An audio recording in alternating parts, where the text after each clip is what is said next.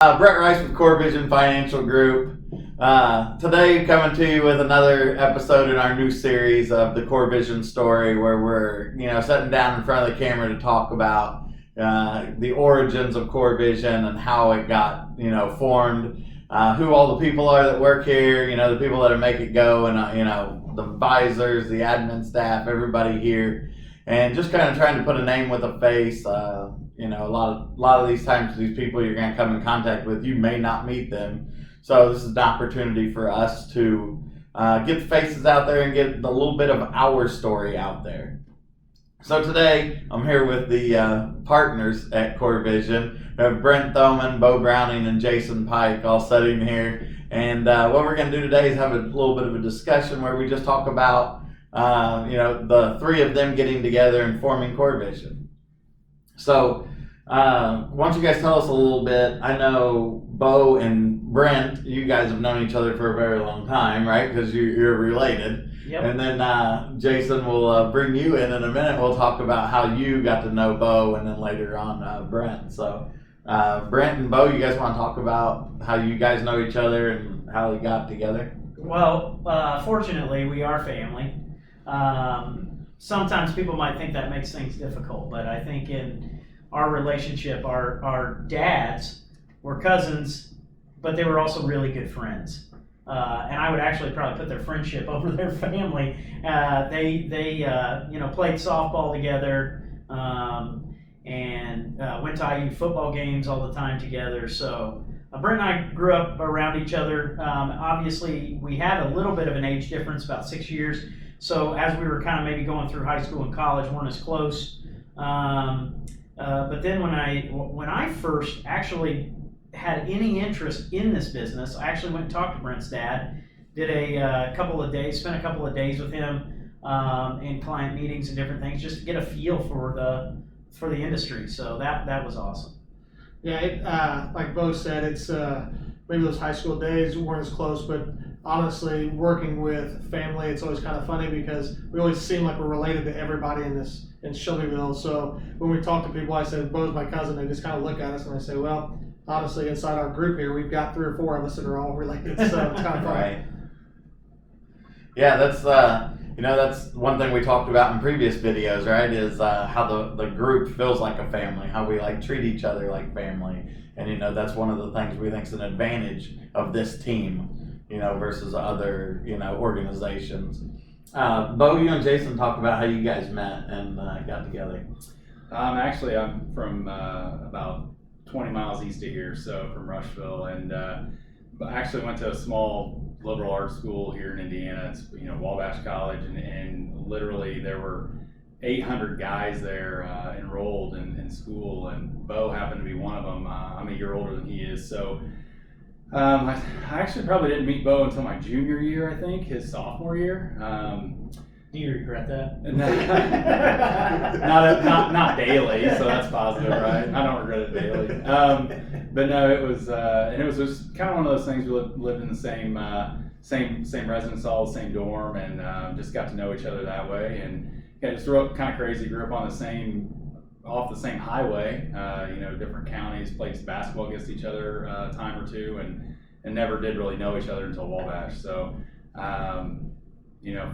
From there, I had joined an agency in Indianapolis at the time, and then Bo had then followed up when he graduated the year later and joined then as well. So.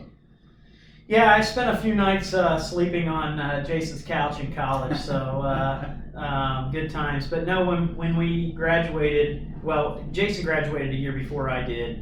When I was about to graduate, he said, hey, come look at the firm. Might be an opportunity that you're interested in. I was looking at other jobs, financial analyst positions in a few different companies. But the ability to own my own business just resonated with me, and I wanted to take the chance on it. And fortunately, we also had people take a chance on us, our clients, thankfully for them, 15, 16 years ago, giving us the opportunity to serve them, and now here we are. So many a nights where we wondered whether this thing was going to work, and Many nights of eating peanut butter and jelly sandwiches and macaroni and cheese, but what was it? Ramen noodles? Yeah. Ramen. So I thought, wasn't there a story about heating up cans of soup on the stove? Yeah, so that actually what was great about that was I didn't have to dirty dishes that way, and more so I could actually use plastic silverware, and I could eat with the plastic silverware and then just throw it all away. So save my dish detergent. Efficient. Right? yeah, we spent some time in the what we called the bullpen doing some cold calling. So Right. yeah, many a late night there. So talk about, as you guys worked at the firm in Indianapolis and you guys started building your business, and then, like you talked about owning your own business and wanting to move into the independent realm of things. And then, the conversations with Brent and about how you guys talked about, hey, maybe, the three of us getting together and forming something, working out, like how'd all that get to be? I'll speak to the first part and let Jason take the second part. But working at John Hancock, I think we felt like we had an excellent, probably second to none training program that we had gone through. And I attribute a lot of our success, especially early on, to that. And we still hold some of those pillars and those practices that we did then today. But at the same time, about 5 to 6 years of that experience, we were in an agency system that was a very heavy insurance practice, and both of us were kind of getting the jitters to trend more toward financial planning and investment management. I didn't really know Brent that well at all. I know Bo was related to him, but I didn't know him that well. Just seen him around a few times. Hadn't really joined a lot of boards yet at that time. We were pretty busy trying to get our business transitioned and set up. So we were introduced through a mutual friend, and he just mentioned, hey, this guy seems to operate similar to you guys. It might be worth a conversation. So then we just kind of started talking, and it just snowballed into kind of where we're at today. I'd really like Brent to go ahead and give us his take on the whole thing. Yeah, so I was with my father for many years, and he passed away in late 2013. And myself, I was when I'm by myself, I'm kind of looking for how can I add more people, or how can I grow my business at this point in time, because I've been with him since '99. And again, like Jason said, we had a mutual friend that I was talking to at the time and said, hey, there's a couple of guys that you may want to talk to, looking maybe the same thing of maybe creating a company. And to me was very appealing in the first place, because when you're sitting in an office by yourself, you can't bounce off ideas. It really can get a little bit overwhelming. And that's where my father was at all time, because he had 40 plus years in the business. So his experience was nice to have on hand. And now sitting there with nothing to talk about, it was very appealing to at least sit down and talk. And that's really kind of how it came about, was we just, like Jason said, just started talking and the ball started rolling. Had similar types of businesses, similar sizes at the time, treated our clients very similar. It was service first. So I was really excited once we kept on talking and really kind of put some pen to paper on how this would work.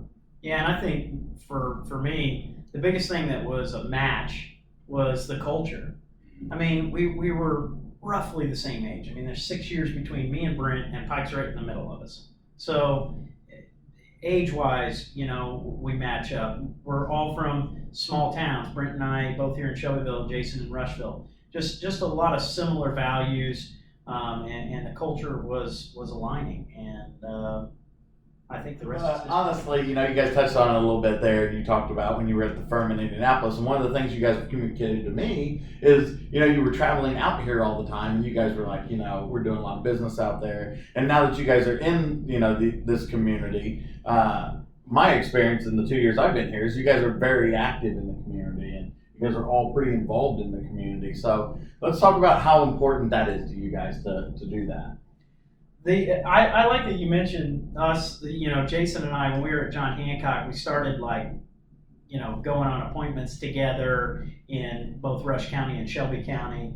And I think it started originally more so because it was kind of fun to succeed and fail together instead of by yourself. But then it became kind of an informal partnership and then more formalized when we left John Hancock. But I'm glad you brought that up. But being involved in the community, you know, I started probably just a couple years after I got out of college with Scuffy. That has probably been the thing I've contributed to in the community the most. And what it's afforded me is the ability to connect with other community members like-minded in a volunteer philanthropic way that you know, when you're passionate about something or a cause, it brings out the best in people. So that's awesome. And then I know Brent's been involved in about everything in the community, and now Jason's gotten his feet wet quite a bit in a couple of organizations. I think even president now of a couple. Early on, I didn't want to just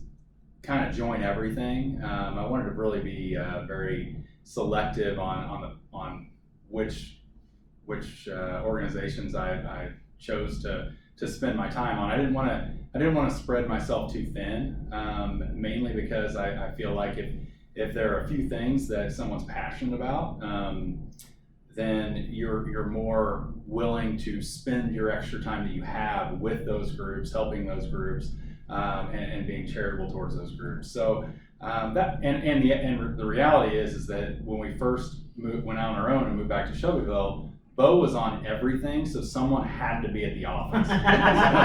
So there was that part of it too. But early on, I have two daughters, and just after my first daughter was born, I joined the Girls Inc. board here locally, and have been on. This is actually my 6th year on the Girls Inc. board, and that's been something that, you know, with two daughters, my daughters attend activities there, things of that nature, and I just see the impact that they make and the awesome place it is. So that was some place that I have and will continue to devote efforts towards, as well as now Scuffy. Since Beau had cycled kind of off of that, that's also, you know, Scuffy helps support organizations like Girls Inc. So it was a good fit to go down that road as well. So aside from that, being active with my daughter's school, just trying to do those things and concentrate on those things right now, and so far it's been very, you know, self-rewarding for me, and, you know, just because I've got an affinity and a passion for those areas. I would agree with Jason. When I started my father, I wasn't on the boards yet. The one passion I have, I'm from this community, my parents are, my grandparents, so I really have a deep passion for this community. And now that I have 3 children myself, I want them to see the best that this could be, whether they stay here as they get older or not. I want to make this community, they want to stay, they want to be here, but if they have to do it for a job somewhere else, that's fine. But I joined the Blue River Foundation on the Unrestricted Grants Committee. I think I've been on this now, I want to say 10 to 12 years. I've been in the business 21, so I've been there for quite a while. Now I'm on the board for the Blue River Foundation as the president. And also here recently in the last few years, I joined the Major Health Partners Foundation. I really have a passion for the foundations that help out organizations or the community. I've lived here all my life. Everybody wants to know, would you move somewhere else? And no, the answer is no, because I've lived here. I love this community. It's a small community for my kids to grow up. I seem to know a lot of people. Again, probably because I'm related, just like Beau, to everyone in this community. So, and my father being in a business where you had to meet people, I met them at a very young age.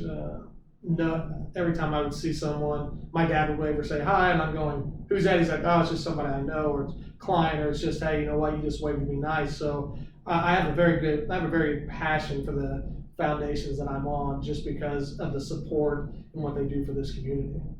And I think I was on Scuffy. I've been involved with Scuffy as a, what do I want to say, the service division's chair, basically since 2006. Been a drive chair. And I've been a drive chair, president of the board. And then on the chamber, I've also been president and treasurer of the board there. I've been on it for 9 years. This is my last year. So I'll be rolling off of that and just joined senior services, and I am the vice president of that. I think they're 2-year terms, so in a couple of years I'll be president of that organization. But out of all of those, the biggest takeaway I get is how charitable and how giving this community is. Whether it be of money or time, there are a lot of passionate people around here that help with our nonprofits, and I don't know, it gives me a lot of energy when I see that. So that's a great point. I mean, this was a year that, that I'm on 2 nonprofit boards and the chair of one, helped Bo with the service division on Scuffy, and we had a successful Scuffy drive. Girls Inc. saw a year where they didn't have half of their summer camp. They didn't have a spring break camp. Due to the year we've had, a lot of nonprofits would have been hurting really bad had they not been in Shelby County and Shelbyville. But since they're here, just like what Bo said, he speaks to this, and it's just when someone or something, some entity in this community needs help, there are people there lined up, and they're more than willing to do so. They do so with time, they do so monetarily, and it's I mean, if nothing else, I want to take this time to say thank you to those people. Just for always being there.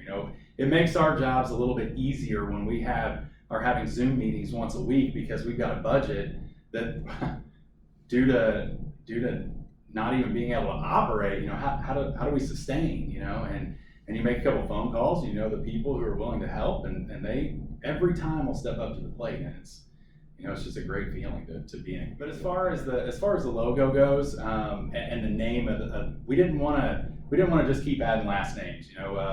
We started out as Thoman Advisors, and we were Browning Pike Financial Management, and then where do you go from there? So a big part in creating a brand for us was we wanted something that would have it to where everyone on the team, and at the time there were only 5 of us, keep that in mind. But everybody on the team felt like they were a part of the brand. And you can't really do that when you've got just last names involved, right? So, when we have Brett over here coming to work at Browning, Thoman, Pike Advisors, Brett may feel like, he's just kind of left out of that. But when Brett walks into coreVISION Financial Group, knowing he's a team member there, just like everybody else that walks in here and works hard day in and day out, they feel like they're a part of it. They feel like they're a part of the brand. And that was really important to us when we came up with that back in 2015, 2016, in 2015. So some people might think our name leads them to the optometry route or a sunglass place or whatever, but we really chose those 2 words to combine specifically for core values that we feel like are shared amongst the people that work here and the clients that we have. And secondly, vision, we always wanted to be forward-looking, because when you're talking about financial planning or investments or insurance for that matter, it is putting things in place for the future. We always have to think forward. So that's kind of how we came up with the name, how it aligns, and we hope that people appreciate that name and don't think of us as an eye doctor office. Bunch of optometrists. Well, and really, at the end of the day, we do want to thank our clients, because you're the one that has built this brand for us. And without your support and your help, we wouldn't be where we're at. And the people that work here and the people that are clients, again, we believe it's a family atmosphere in here. We want our clients to feel the same way when they walk in. All right, thank you for watching.